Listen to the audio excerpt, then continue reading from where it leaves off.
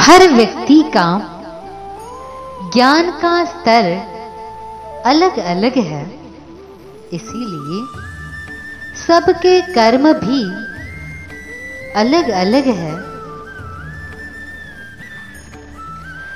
सबके ज्ञान में कुछ शुद्धता है और कुछ अशुद्धता है।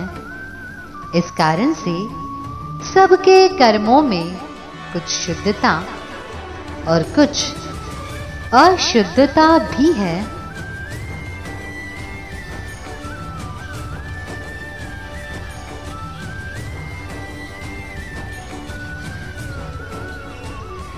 यदि आपके ज्ञान में शुद्धता है तो आप दूसरों पर अन्याय नहीं करेंगे, बल्कि न्याय का व्यवहार करेंगे। उससे दूसरों को भी सुख मिलेगा और आपको भी। बस यही सुख प्राप्ति का उपाय है। जहां न्याय है वहीं पर सुख, शांति, प्रसन्नता, आनंद और संतोष भी है। जहां अन्याय होगा वहां लड़ाई, झगड़े, शिकायत, नाराजगी आदि परिणाम भी अवश्य होंगे ही। अन्याय चाहे जानबूझकर किया जाए, चाहे अनजाने में हो, उससे दूसरे लोग दुखी तो होंगे ही। जब वे दुखी होंगे तो अन्याय करने वाले व्यक्ति पर विश्वास नहीं करेंगे, चाहे वो अपने से छोटा हो, बराबर का हो, चाहे बड़ा हो। वे उससे विमुख या विरुद्ध हो ही जाएंगे।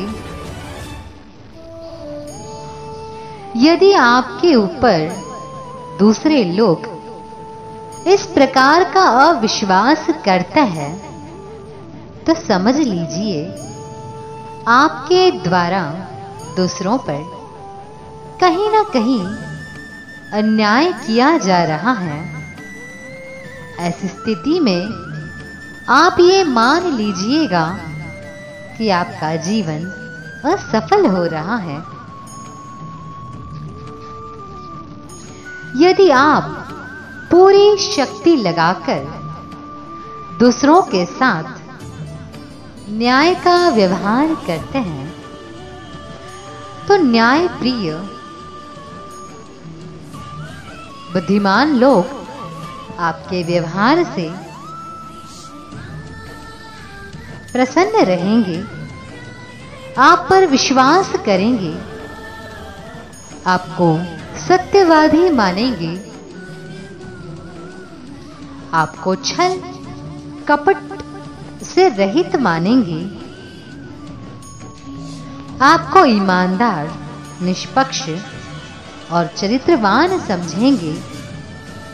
तो समझना चाहिए कि आपका जीवन सफल हो रहा है।